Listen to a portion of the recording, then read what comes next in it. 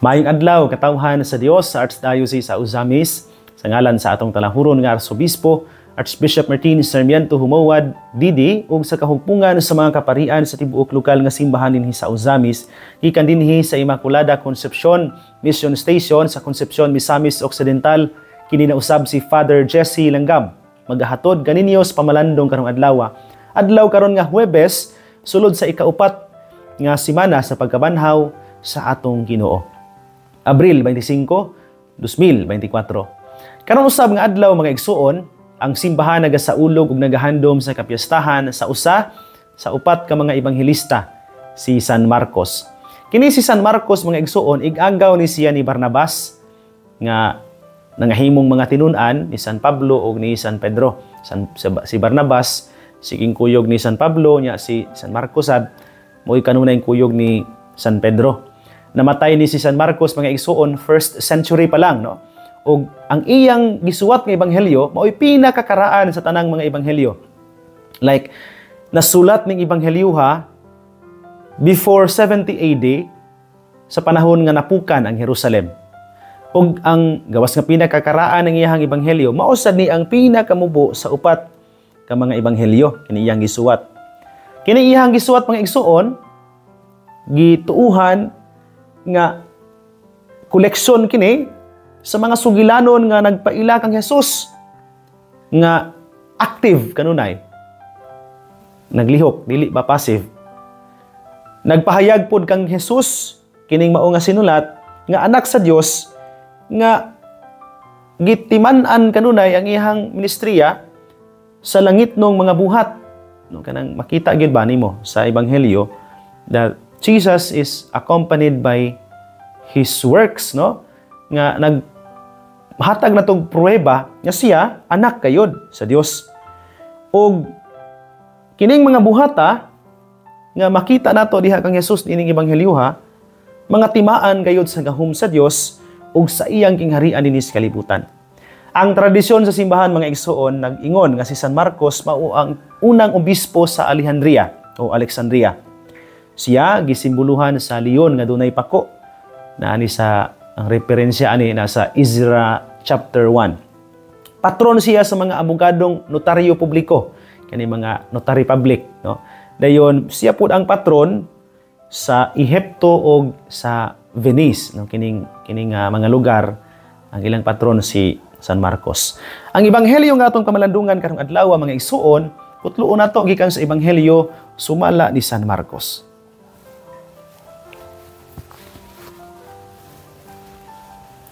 Si Jesus miingon sa iyang mga tinun-an, "Panglakaw kamo sa tibuok kalibutan ug isangyaw kining maayong balita ngadto sa tanang mga tawo. Ang mutuo ug magpabunyag maluwas. Apan ang dili mutuo silutan. Ug kini ang mga timaan sa gahom nga mabatunan nila nga mutuo. Sa akong ngalan maghingilin silag mga yawa ug manulti silag lain-laing mga sinultihan. Kung makakupot silag mga halas o makainom silag hilo, dili sila maunsa. Itapion nila ang ilang mga kamot sa mga masakiton ug mga ayo sila. Human makigsulti kanila ang Ginoong Hesus, gidala siya ngadto sa langit ug milingkod sa tuo sa Dios. Ug nanlakaw ang mga tinun-an ug nagsangyaw sa maayong balita sa tanang dapit. Ang mitabang gayud kanila mao ang Ginoo, ug midason sa katinuod sa ilang giwali, pinaagi sa paghatag kanila sa mga timaan sa gahom." Mga igsuon, ang ebanghelyo sa Ginoo. Daygon ikaw o Kristo. Mga igsuon ko diyan ni Kristo, usbon ko ang akong giingon sa unahan. Karong adlaw atong gisaulog ang kapiyastahan ni San Marcos, ang usa sa upat ka mga ebanghelista. Jutay ratag na hibaw-an mahitungod kang San Marcos mga igsuon, solely from his work for the Lord. Ang iyang mga sinulat ra gyud sa iyang mga buhat nga na record pipila ka mga bahin sa Biblia.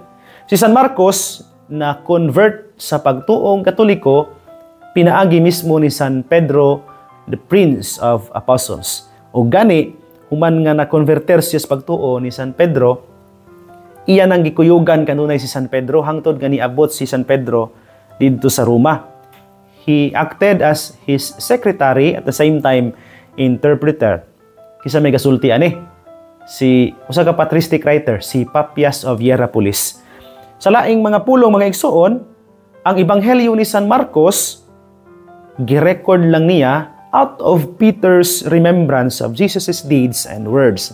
Ang mga nasulat ni San Marcos gikan gyud ni personal kang San Pedro apostol. Gisuwat na niya kay gidikta man ni Saint Peter nga to niya.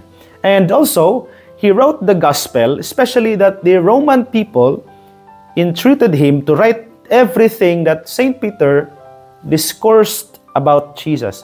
Tanan nga mga diskurso ni San Pedro, gisulat ni San Marcos tungod kay mo may hangyo sa mga Romanhon niadtong panahona. Aron nga doon na sila'y record nga mabasa.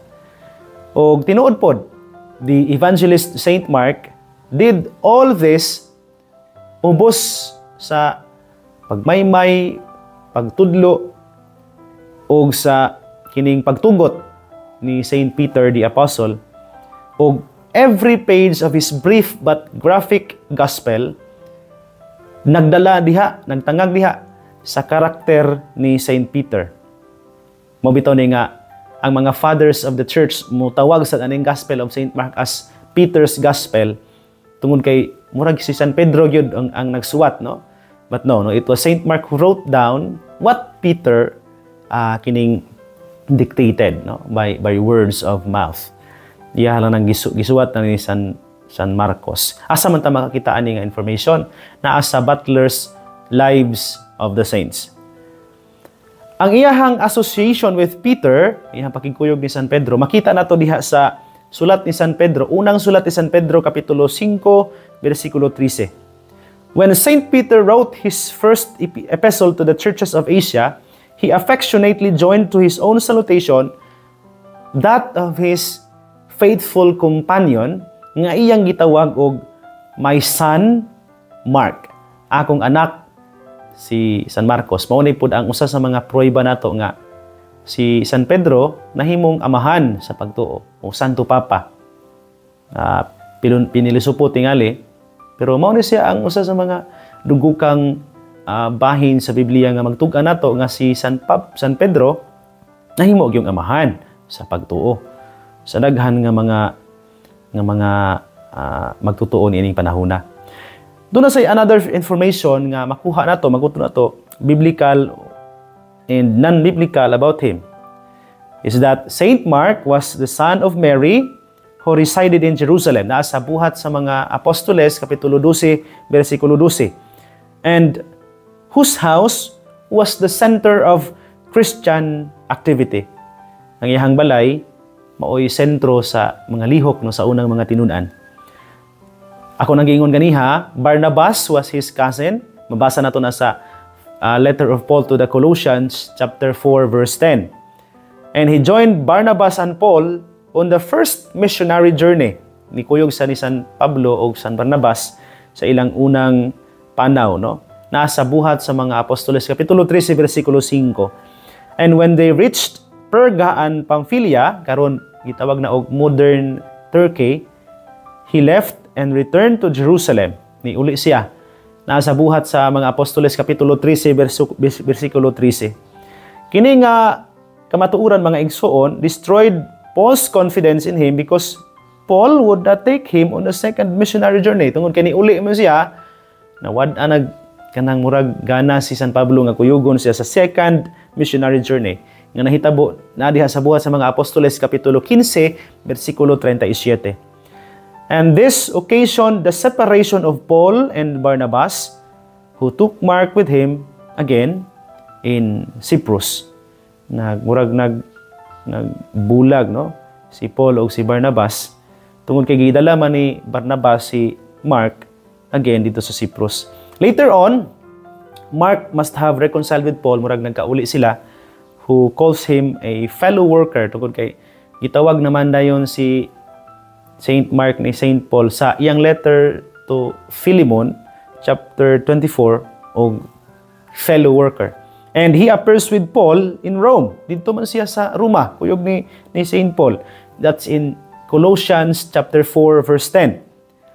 This association, dear brothers and sisters, is further confirmed pa gyud in the second letter of Paul to Timothy, chapter 4, verse 11. And later, tradition assumes that Mark was one of the 72 disciples appointed by Jesus. That's in Luke chapter 10, verse 1. And further, identifies him with the young man fleeing naked at Jesus' arrest. Katubang nidagang batanon nga hubo dihang gidakop si Jesus naa sa Ebanghelyo ni Saint Mark chapter 14 verses 51 to 52 dito sa Garden of Gethsemane.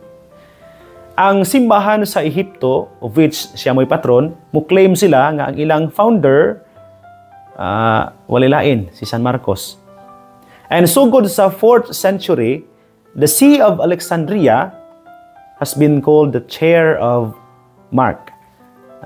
Muna nga gituuhan na ito nga siya may unang obispo gyud sa Alejandria. Tungod kay ang Alejandria, karaang ikaapat nga century pa lang, 4th century, muklaim na sila no nga ang ilahang see ang tag-iya o ang unang naglingkod si Saint Mark. Other places attributing their origin to Mark are the Italian cities of Aquileia and Venice. Gikuha na to ni from the homily of Father Willie Villegas, no, sa SVD, no, nga na siya nabasa, no, nga kini si Saint Mark naabot po sa Italian cities aning Aquileia o Venice. Pero taas na tingali kaayo ni nga explanation na itong kinabuhi ni Saint Mark mga igsoon. Pero usa sa mga dili nako gyud sana malimtan, no, nya nakapa-admire gyud nako pag-ayo ani ni Saint Mark. Base sa ako apod nga mga kining spiritual readings is written down on what he recorded today sa Ebanghelyo. Ini yang gisulti mismo sa Ebanghelyo, where Jesus told his disciples before he ascended into heaven to go into the whole world and proclaim the gospel to every creature. Panglakaw kamo sa tibuok kalibutan ug isangya ang maayong balita ngadto sa tibuok kabuhatan. At ana sa verse 15 sa Ebanghelyo karong adlaw atong ibasa. So, I think this is where we will try to reflect today mga igsoon, kining mga pulunga. Go into the whole world and proclaim the gospel to every creature. Dunay tulo ka importante kay mga pulong atong mapamalandungan dinhi mga igsoon. Ikan dinhi niining mga pulong ni Jesus ngadto sa iyang mga tinun-an. Ang unang pulong kining go, panglakaw. Pope John Paul II, now Saint John Paul II or Saint John Paul II, says that Jesus Christ calls us first. Itawag taniyaan. Tawgon taniya, then He reveals Himself to us. Tawgon taniya, magpaila siya nga rikan nato, tudluan taniya, and then He sends us out. Ang balikon, tawgon tas Ginoo, tudluan taniya, and then ipadala niya. Ang katapusang step of sending out mga igsoon occurred today in the gospel. Dihang iyang gipadala ang iyang mga tinun-an. In other words, we should not be contented only with professing our faith in Christ. Diha sa atong mga ngabil. But we have to go to others. Manglakaw kita aron makasangyaw. Christ Himself has given us an example of carrying out the mission of going out into the towns, as He said to Peter, "Let us go unto the neighboring towns so that I may proclaim the message there also. For that is what I came out to do." Gitugaan taniya ang example yang giingnan San Pedro in the Gospel of Saint Mark, the same Gospel, Saint Mark chapter 1 verse 38 yang giingnan San Pedro, manglakaw usab kita ngadto sa ubang mga balangay aron masangyaw usab ngadto ang maayong balita kay mao man kanay tuyo sa akong pag-anhi. So kung balikon, itawag taniya si Jesus, tudluan taniya, dayon suguon ta aron musangyaw sa bisan unsang atong nakatunan gikan niya. Ang ikaduhang pulong mga igsoon, aside from number 1, go, ang ikaduha kining proclaim. Our desire to proclaim Christ has led us to heed Jesus' command to go. But what is it that we want to proclaim? Sa may atong gustong isangyaw? Who is the Christ we are proclaiming? Isa man si Jesus nga atong isangyaw.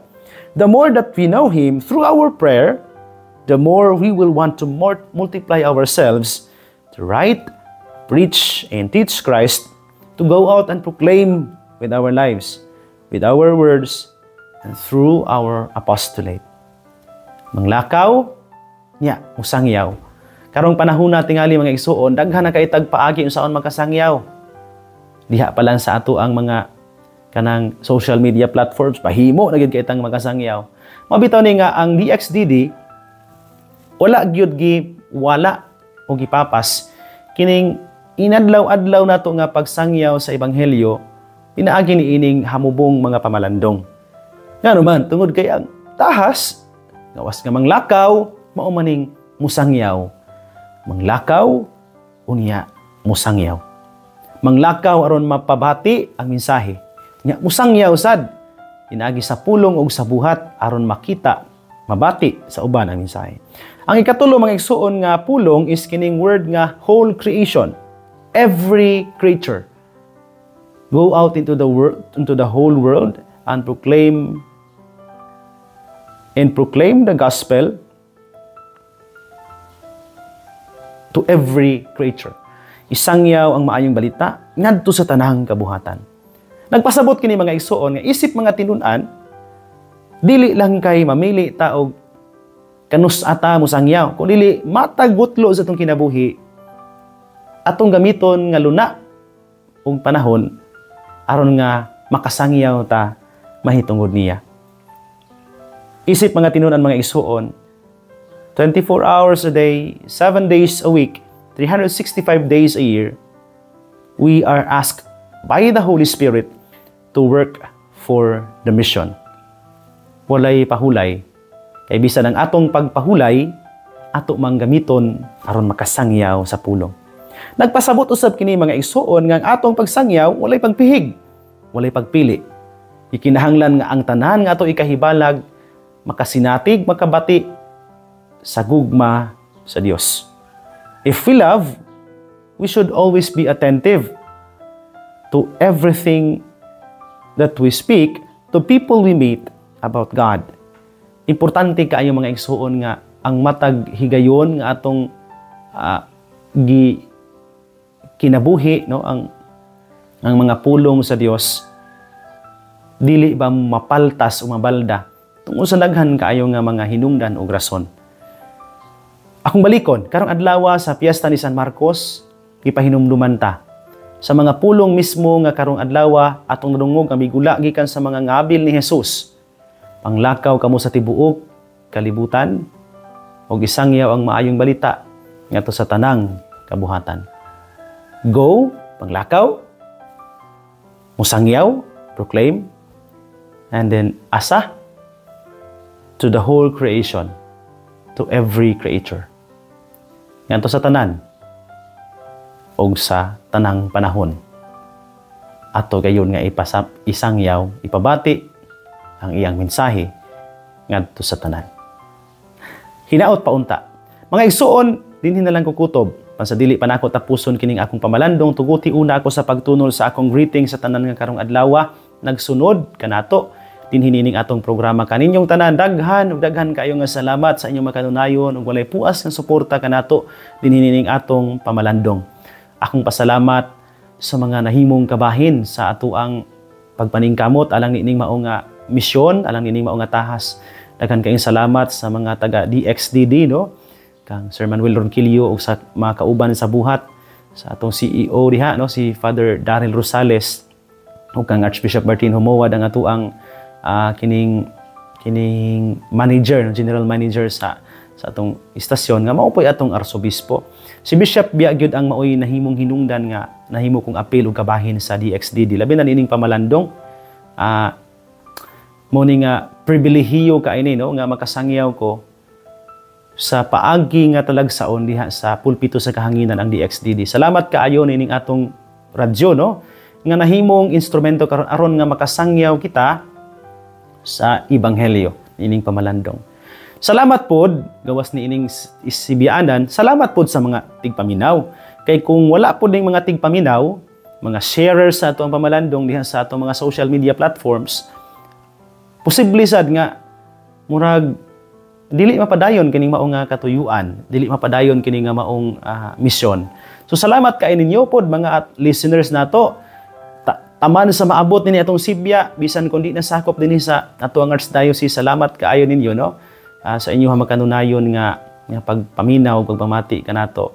Ako pod nga greetings diha sa gawas dinhi sa Archdiocese sa Ozamis, gikan dinhi sa Concepcion, sa Pangdalaga, Calamba, Balianga, Plaridel, Luok, Lopezaina, Oroquieta, Talairon, Macalibre, Alto,